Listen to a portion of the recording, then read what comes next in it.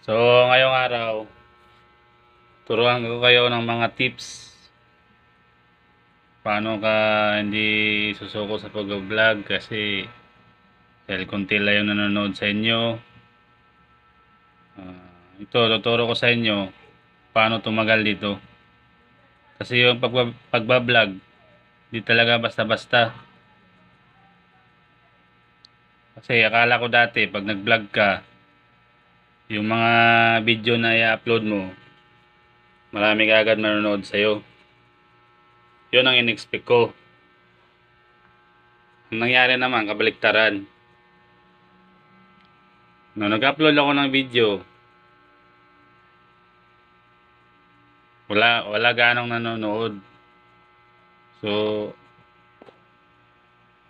kaya ituturo ko sa inyo, kasi kung ganyan lagi, walang nanonood, siyempre, mababagot ka, mawalan ka na ng gana, kaya mag-quit ka. So, sayang naman yung pinagsimulan mo. Ang gagawin mo, tuloy mo lang, huwag kang mawala ng pag-asa.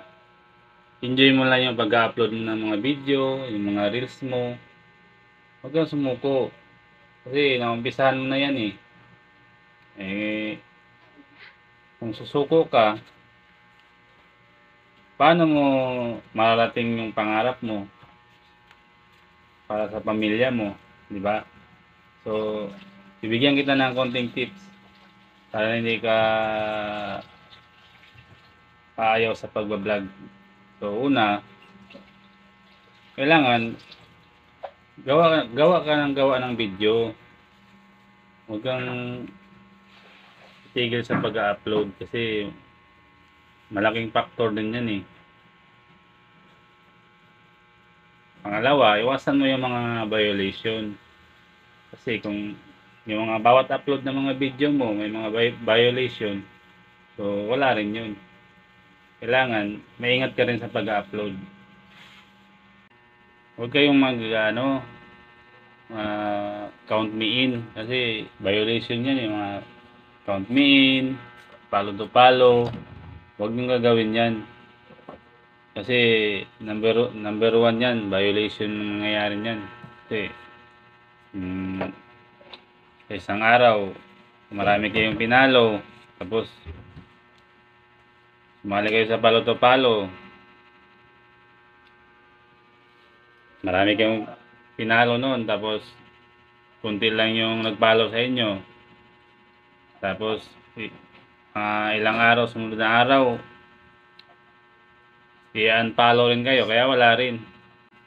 Tapos hindi pa yan nanonood sa mga video nyo, kaya stop nyo na yung follow to follow guys. Para tumagal ka sa pagbablog,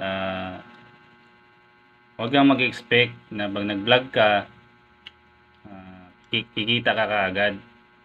Kasi yun ang number one na kalaban mo doon. Kasi pag in-expect mo na pag nag-vlog ako, kikita ka kaagad.